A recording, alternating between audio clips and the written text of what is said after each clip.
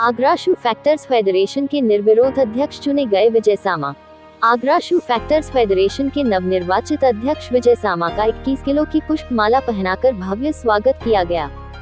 हीन की मंडी स्थित फेडरेशन कार्यालय में पदाधिकारियों ने जानकारी दी कि फेडरेशन के अध्यक्ष गगन दास रामानी ने 11 जुलाई को त्याग पत्र दिया था, जिसके उपरांत चांद दीवान व टेकचंद को चुनाव अधिकारी नियुक्त कर चुनाव प्रक्रिया की घोषणा कर दी गई। 15 दिन तक कोई अन्य प्रत्याशी न आने की स्थिति में 26 जुलाई को फेडरेशन के सभागार में चुनाव अधिकारी चांद दीवान व टेकचंद ने विजय सामा को निर्विरोध अध्यक्छ घोषित कर दिया। विजय सामा ने पूर्व अध्यक्ष गगन दास रामानी सहित समस्त कार्यकारिणी सदस्यों के प्रति आभार व्यक्त किया। 26/7/2024 को सभी बुजुर्गों के आशीर्वाद से एवं जनरल हाउस से सपोर्ट से सबने मुझे सर्वसम्मति से निर्विरोध अपना अध्यक्ष चुना। मेरी जो सबसे पहली प्राथमिकता रहेगी कि जो हमारा 12% का जीएसटी का कर है उसको हमें 5% की मांग केंद्र सरकार से पूरी करवानी है और जूते को 5% के जीएसटी के दायरे में लाना है।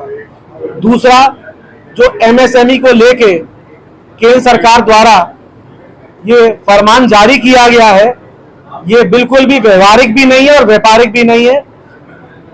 मेरा पूरा संगठन और हम सब व्यापारी लोग इसका विरोध करते हैं और हर हाल में हम केंद्र सरकार से मांग करते हैं कि इस तुगलकी फरमान को वो वापस ले।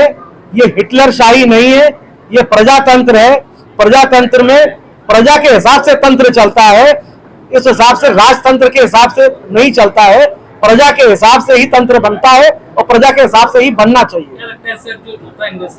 आपका बहुत ही अच्छा सवाल है। कोविड को लेके हमारी जो कोविड की पेमेंट्स थी वो हमें आज तक इस घड़ी इस पल तक हमें नहीं मिली है। व्यापारियों ने उन पेमेंट्स को साइड में रखते हुए कहा कि आप हमसे नया कारोबार करिए और इस पैसे को अलग रख दीजिए। जैसे जैसे हमारे पास इंतजाम होता जाएगा हम आपको उस पैसे को देते जाएंगे। अब आप ये सोचिए, एक व्यापारी जिसके पास लिमिटेड कैपिटल है वो कैसे व्यापार को करेगा? उधारी अलग फंसी हुई है, ऊपर से आप क्यूसीओ लागू कर रहे हैं, 12% जीएसटी है। आप ये बताइए, आपने सारी कैपिटल व्यापारी की तो अपने पास रख ली, वो व्यापार क्या करे? वो क्या दुकान बंद कर दे अपनी और क्या करे? आप ना व्यापारिक की सोच रहे हैं ना व्यवहार की सोच रहे हैं। मुझे तो ऐसा लगता है कि जो ऊपर ब्यूरोक्रेट्स बैठे हैं वो सरकार को गलत दिशा की ओर ले जा रहे हैं। इस वजह से मुझे लगता है कि केंद्र सरकार और प्रदेश सरकार को सही तरीके से ब्यूरोक्रेसी मैसेज नहीं दे रही है। एक दौर था आर्मी में पूरे आगरा की सप्लाई हुआ करती थी। लगभग आगरा में 37 फैक्ट्रीज थी जो डिफेंस के लिए सप्लाई करती थी अलग अलग विभागों में, आर्मी से लेके पैरामिलिट्री फोर्सेस में। आज शायद आगरा में 3 फैक्ट्रीज या 4 फैक्ट्रीज मुश्किल से रह गई हैं जो सप्लाई कर पा रही हैं और वो भी बहुत कम क्वांटिटी में। इसका बहुत बड़ा रीजन ये है कि कॉरपोरेट सेक्टर का इसके अंदर एंट्री होना। कॉरपोरेट सेक्टर की एंट्री होने से उनका इंफ्रास्ट्रक्चर इतना बड़ा है कि ब्यूरोक्रेट्स वहां जाते हैं, आलीशान शोरूम देखते हैं, आलीशान सैंपल्स देखते हैं और ऑर्डर्स वहां चले जाते हैं। तो इस कारण से हमारा जो कुटीर उद्योग था जिसपे बहुत बड़ी निर्भरता थी, आज वो सब बंद हो गए हैं। उन लोगों ने या दूसरे रोजगार तलाश लिए और कई लोग तो ऐसे प्रमाण है कि वो नौकरी करने पे मजबूर हो चुके हैं।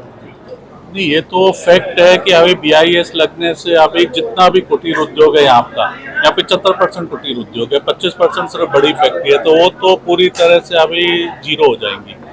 और अभी गवर्नमेंट को क्या है, यहाँ तो जितने भी कुटीर उद्योग है कुछ इस तरह की अभी संस्था बना के उन लोग को अभी रेडी करना चाहिए और 1-2 महीने में उनकी मीटिंग बुलवा के उनको आगाह करके, ताकि हमारे कुटीर उद्योग खत्म ना होने पाए, क्योंकि इससे 3-4 लाख लोग आगरा के अभी जुड़े हुए हैं।